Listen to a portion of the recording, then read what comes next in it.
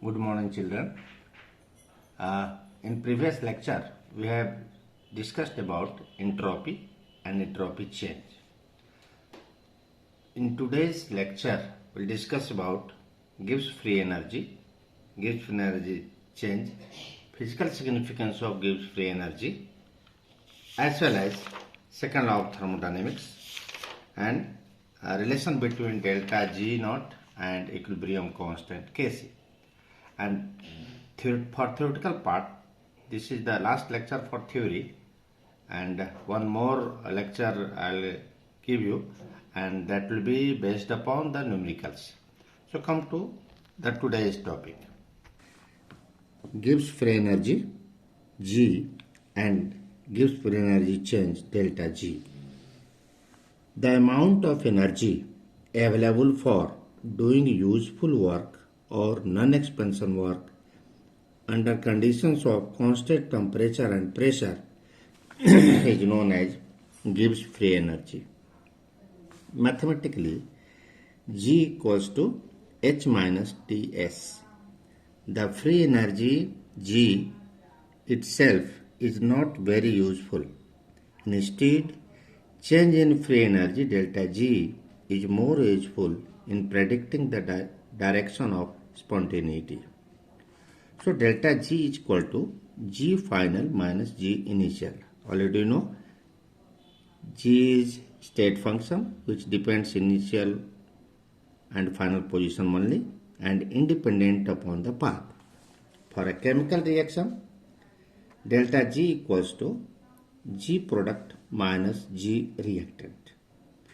Now at constant temperature, G1 is equal to H1 minus TS1 and G2 is equal to H2 minus TS2. Therefore, G2 minus G1 equals to H2 minus H1 minus T in bracket S2 minus S1. Therefore, delta G equals to delta H minus T delta S. This equation is known as Gibbs-Helmholtz equation. Now, free energy change delta G and predicting spontaneity of the reaction. For a non-isolated system, according to second law of thermodynamics, delta S total equals to delta S system plus delta S surrounding. Let us consider a process or reaction carried out at constant temperature and pressure, and further suppose that the surrounding have lost heat while the system has gained the heat. If the heat lost by the surrounding is indicated by Qp, then according to the definition of entropy, delta S surrounding equals to minus Qp divided by T. Since Qp equals to delta H, therefore delta S surrounding is equal to minus delta H by T. So delta S total is equal to delta S system plus delta S surrounding. So you can write delta S total equals to delta S system minus delta H by T. Or delta S total equals to delta S. We can write delta S system as delta S only minus delta H by T, or T delta S total equals to T delta S minus delta H, or minus T delta S total is equal to delta H minus T delta S, and this delta H minus T delta S equal to delta G. Therefore, delta G is equal to minus T delta S total. So this is very important derivation. Sometimes in question we ask to prove that delta G equal to delta H minus T delta S total. So already you know, for spontaneous process, delta S total must be positive. And here temperature is in T is in Kelvin, which is never negative. So delta S total will be positive if delta G will be negative. So we can say that a process to be spontaneous delta G should be negative. So anyone can ask how you can justify that for a spontaneous process that the value of delta G is negative. How you can justify? So your answer will be, sir, delta G equals to minus till delta S total, and according to second law of thermodynamics, for a process to be spontaneous, delta S total must be positive. And T is never negative because it is in Kelvin scale. So, the above equation delta G equals to minus T delta S total is only justified if delta G will be negative. And it is the reason that delta G negative is the criteria for spontaneity. Now come to the second law of thermodynamics. Already in previous lecture I have told what are the limitations of the first law of thermodynamics and how it is solved by second law of thermodynamics. So the first law of thermodynamics is the conservation of energy, and first law of thermodynamics fails to explain the direction of the flow of the energy, which is justified by second law of thermodynamics. Now come to the statements of the second law. So statement 1 is, all spontaneous processes or naturally occurring processes are thermodynamically irreversible. This is one statement. In examination you can write any of these statements. Second statement you can tell second law as, without the help of an external agency, a spontaneous process cannot be reversed.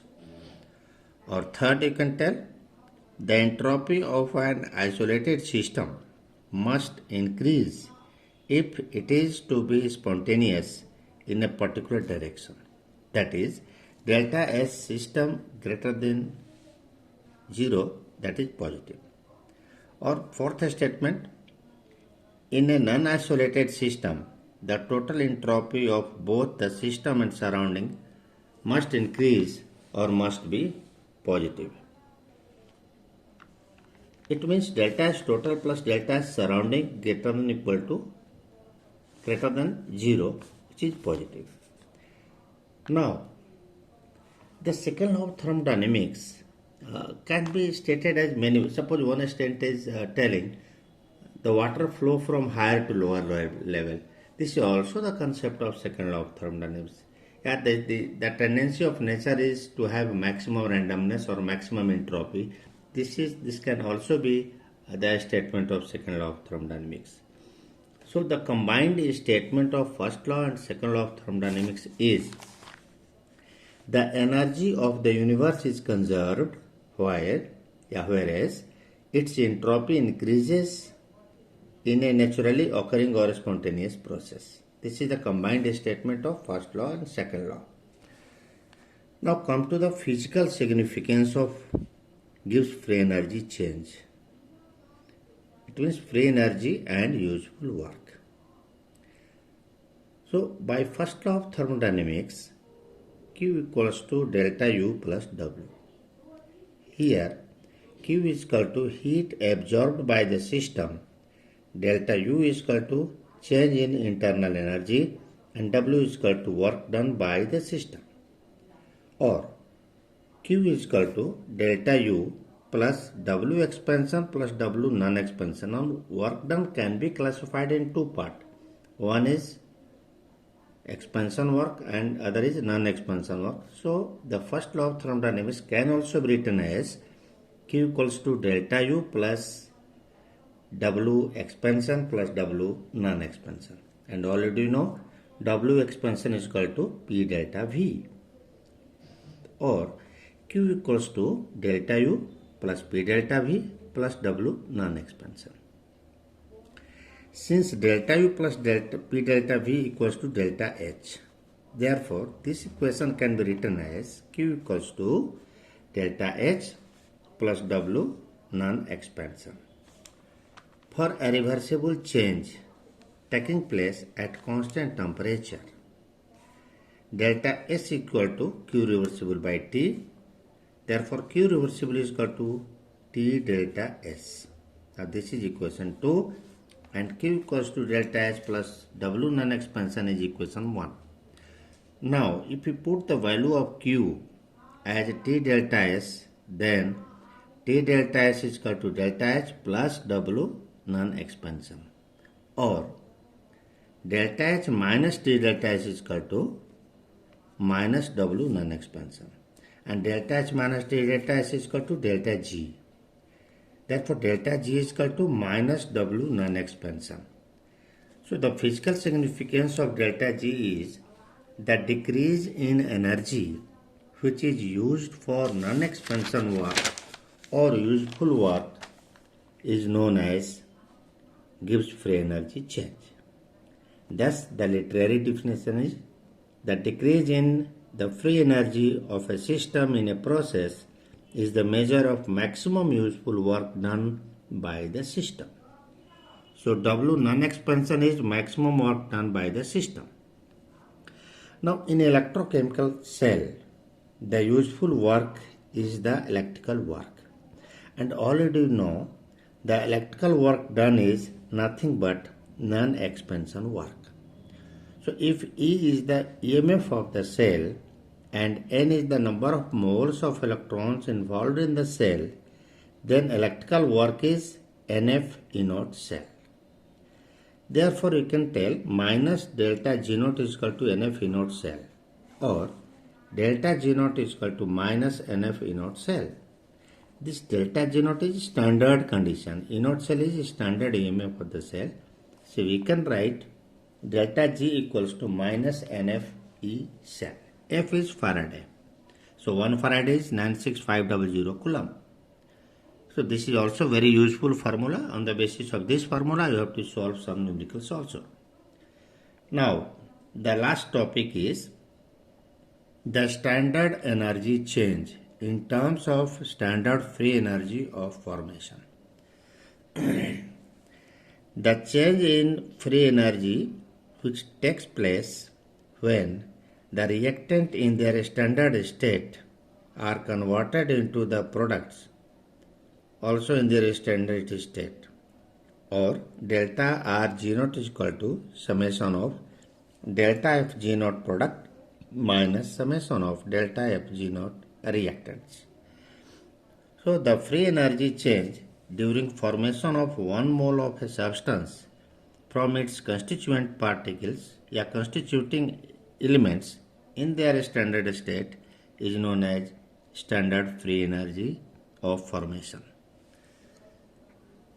The noted point is the standard free energy of formation of all the free elements in elemental state is assumed to be 0. It is just like standard enthalpy of formation of all the elements in elemental state is 0. So, like that, the standard free energy of formation of all free elements in elemental state is assumed to be 0. Now, the last topic is Gibbs energy change and equilibrium constant. So, this relation we will also read in the chapter chemical equilibrium. We know that delta G equals to delta G naught plus RT ln QC. ln means log base E exponential logarithm, and QC is the concentration constant, a concentration quotient.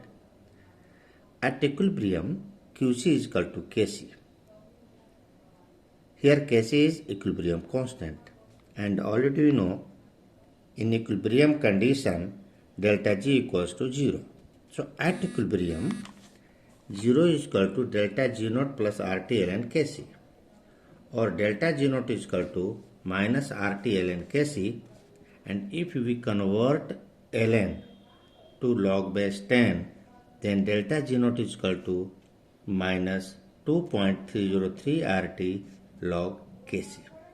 Now, for homework, solve numerical based on delta S, delta G and Kc, and solve all the questions of NCERT exercises.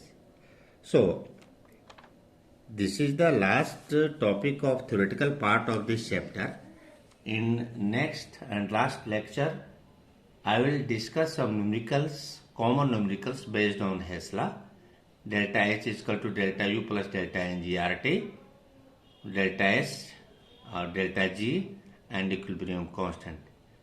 This is enough for today. Thanks.